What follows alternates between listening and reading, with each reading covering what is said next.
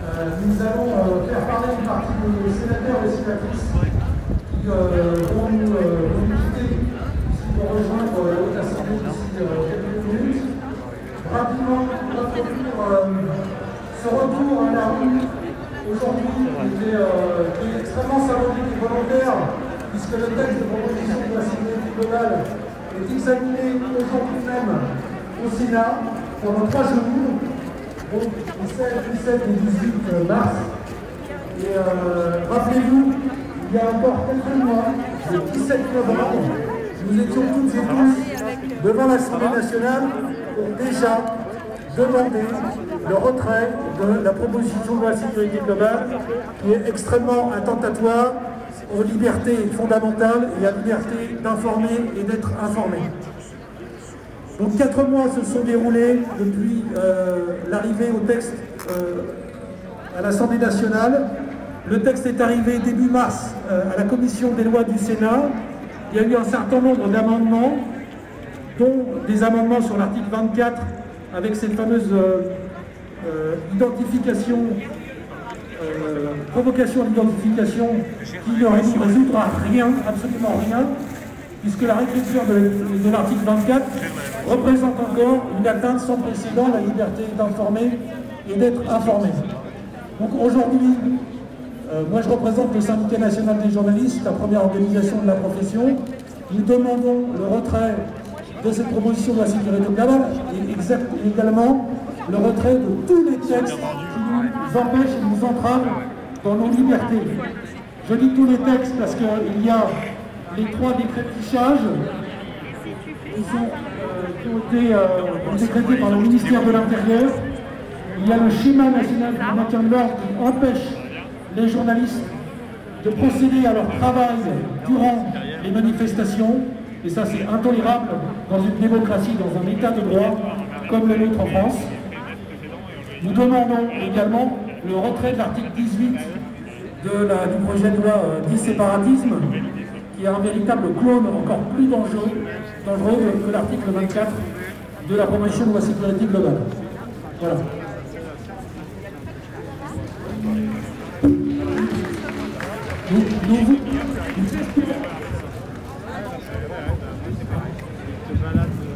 C'est bon, vas-y.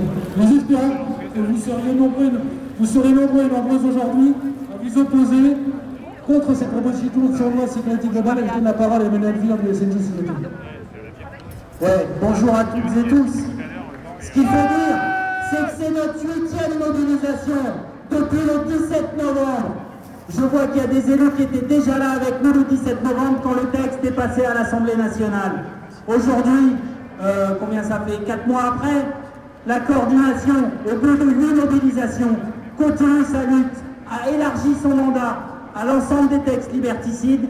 Et c'est pour ça qu'aujourd'hui, on demande aux sénateurs de ne pas voter, enfin au bout des 3 jours de débat, cette proposition de loi. Et on vous propose tout de suite de passer la parole aux sénateurs qui sont en ce moment dans l'hémicycle, justement à discuter de cette proposition de loi.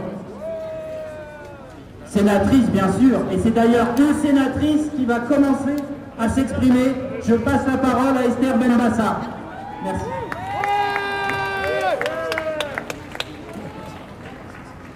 Bonjour à toutes et à tous. Écoutez, on est venu quelques instants vous soutenir parce que nous sommes en séance actuellement pour débattre de cette idée. Le groupe écologiste auquel j'appartiens, certains de ses membres, mais même de nombreux membres, sont là parce que les autres font la garde pendant que nous on est là et on va rentrer et ils vont revenir. Vous savez bien que depuis plus d'1 an, nous nous battons pour ce texte.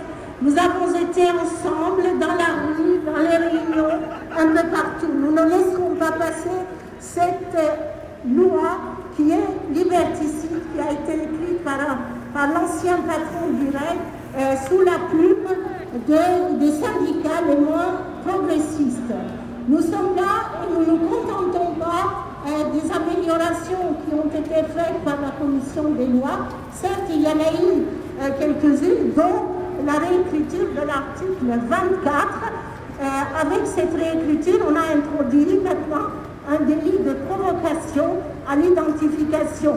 à savoir que si on diffuse des images dans l'intention de nuire à l'intégrité physique et psychique d'un policier, d'un gendarme, on pourra être condamné, et maintenant on est passé de 1 an à 5 ans. Donc c'est un texte, quand même, un article tout à fait flou, qui ne veut rien dire. Que signifie une intention? Que signifie une provocation? Ainsi de suite, nous avons des amendements que nous avons faits contre les drones, contre les caméras aéroportées, et nous nous sommes défendus pour qu'il y ait un récépissé contre le contrôle officiel.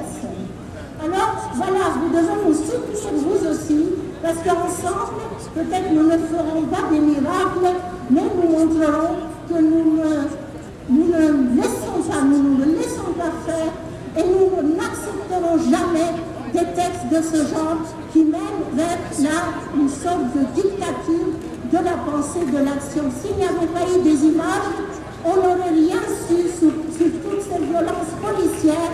Vous connaissez bien ce qui s'est passé avec les Gilets jaunes.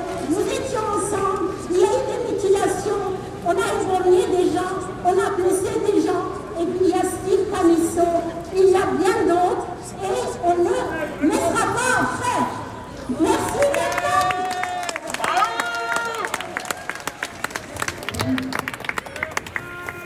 Bonjour à toutes et tous, je suis Sophie Caillé-Polian, sénatrice du Val-de-Marne, dans le même groupe qu'Esther Benbassa, le groupe Écologie, Solidarité et Territoire, et je suis aussi coordinatrice nationale du mouvement Génération.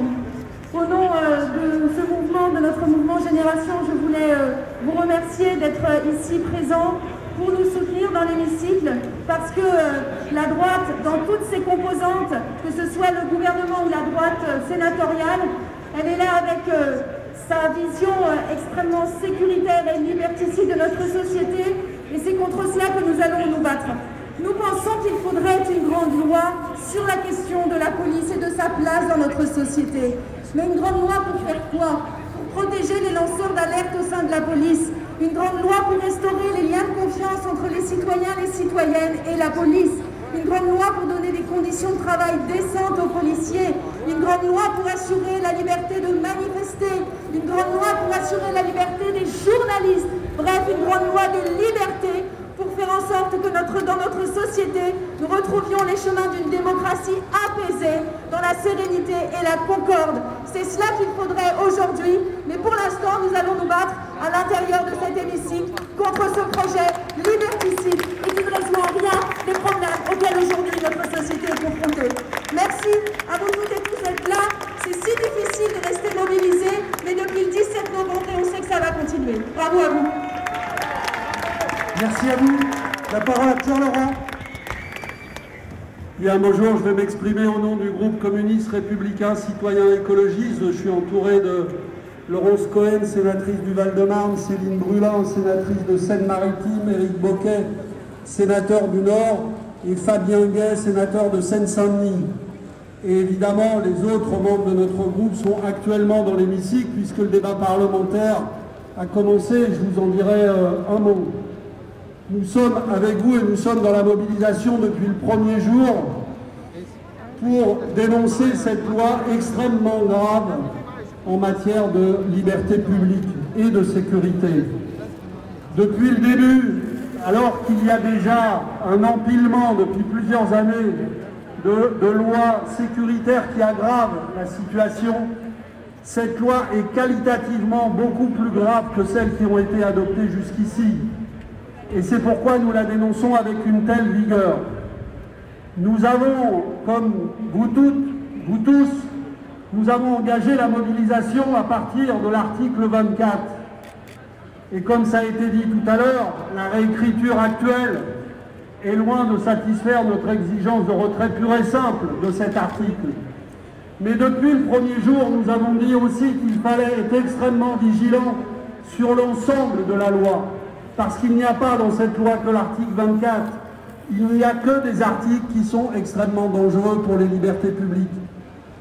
Donc nous dénonçons cette loi parce qu'elle menace les libertés, qu'elle bouleverse de manière extrêmement inquiétante, qu'elle déséquilibre de manière extrêmement inquiétante le rapport entre la sécurité publique et la protection des libertés dans toute une série de domaines, dont la liberté des journalistes et la liberté d'expression, mais dans d'autres domaines encore qui tiennent aux libertés publiques de chacun des citoyens.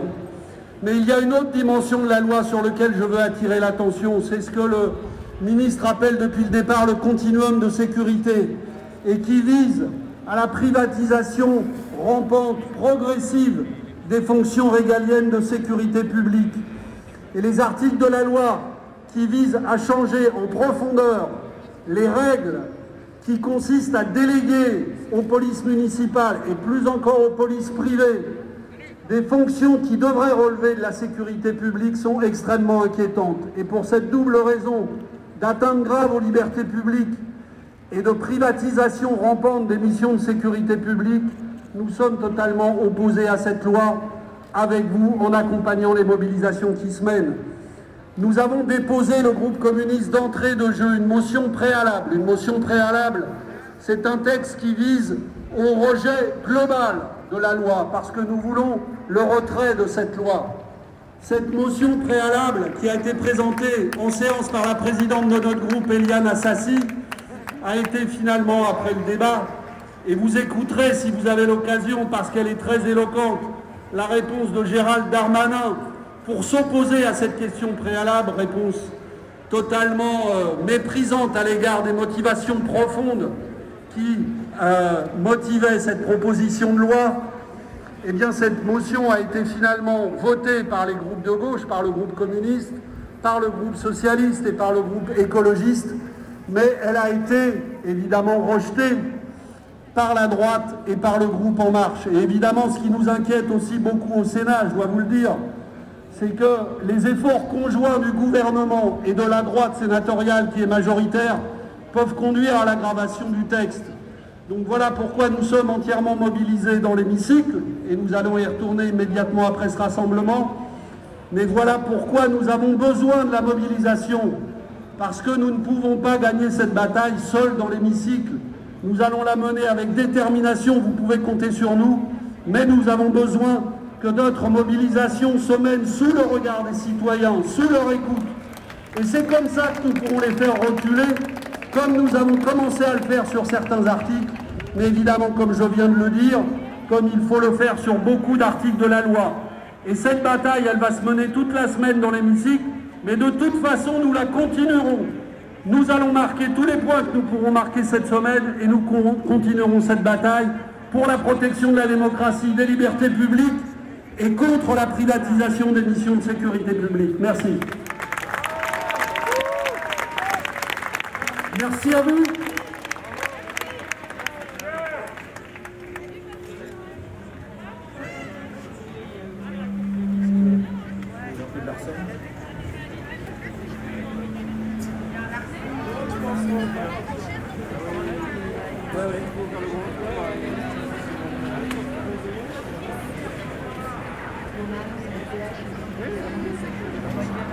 Éric Coquerel va prendre la parole au nom de France Insoumise et la LDH va arriver.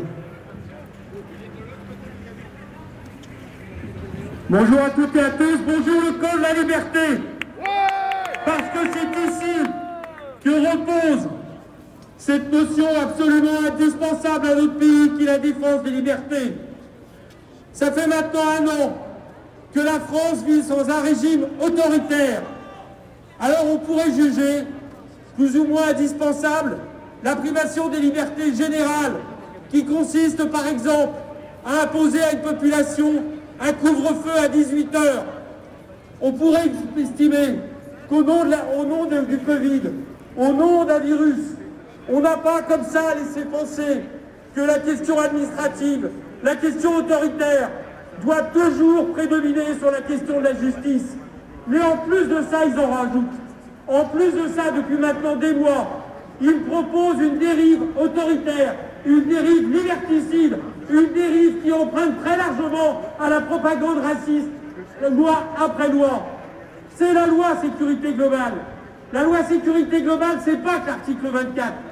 La loi sécurité globale, c'est l'organisation globale du contrôle de la société, de la population, du peuple, par des drones, par, là encore, le fait que l'administratif l'emporte toujours sur le droit.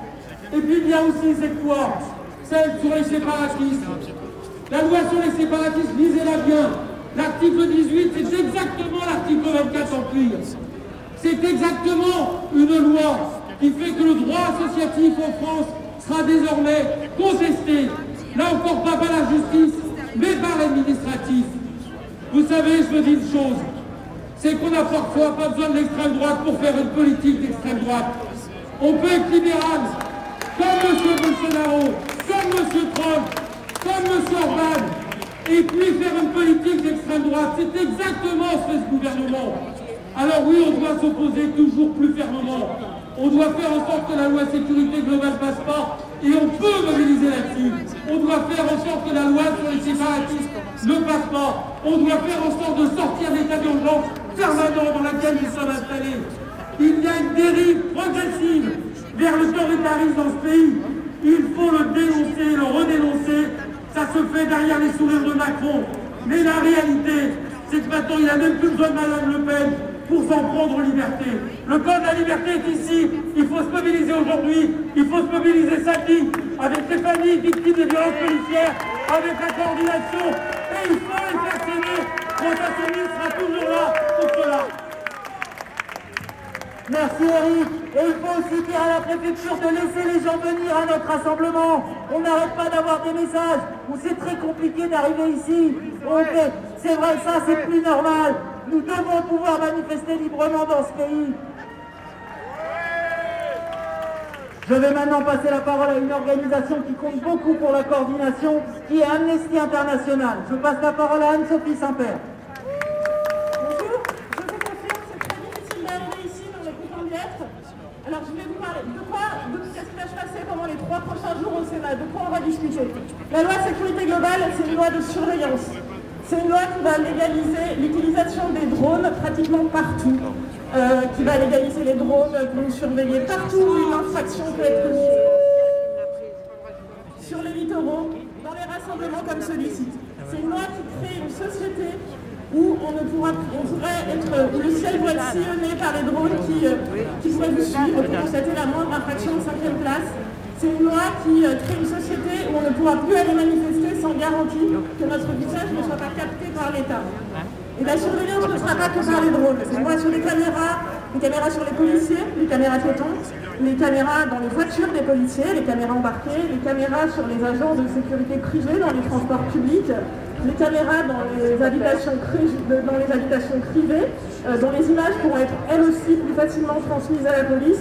C'est une loi de surveillance généralisée, à l'heure où beaucoup essayent de pousser pour l'utilisation de la reconnaissance faciale. Beaucoup de nos élus seraient horrifiés de voir un système de ce type se mettre en place dans d'autres pays.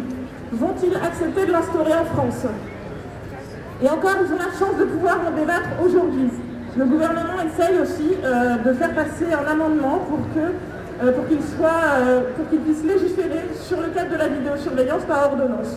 Par ordonnance, ça veut dire qu'il n'y aura pas de débat parlementaire.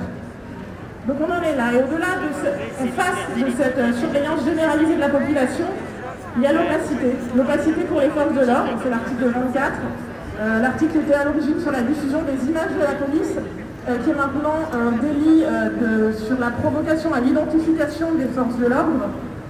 Donc on est sur un délit qui est très vague, qui reste très vague, qui est plus large.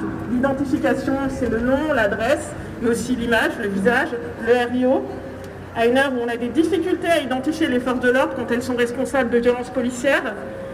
Donc on crée un délit très vague. On l'a documenté, les délits très vagues, on peut en faire un usage abusif. Amnesty International sait que les délits trop larges, trop vagues sont utilisés contre les manifestants pacifiques. Cet article 24, c'est un risque d'entrave à toute personne qui cherche à documenter les actions des forces de l'ordre. Donc c'est pour ça qu'il faut continuer à s'y opposer.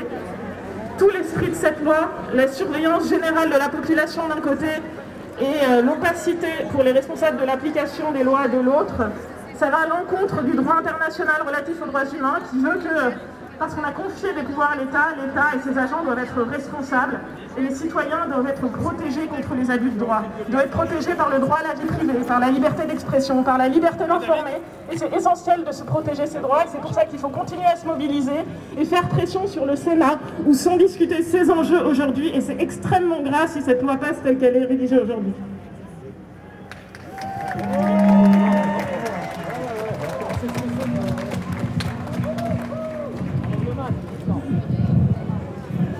Bonjour, je suis Tristan Mal, je représente le syndicat général des journalistes Force Ouvrière, un des initiateurs de la coordination qui depuis 2 mois engage le combat pour le retrait de la loi sécurité globale et ce texte liberticide ainsi que tous les autres textes qui entravent la liberté des citoyens.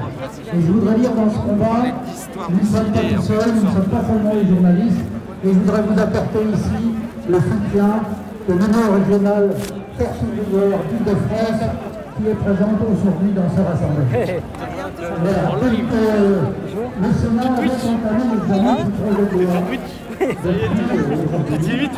Oui, ça c'est tout ça un mouvement qui développe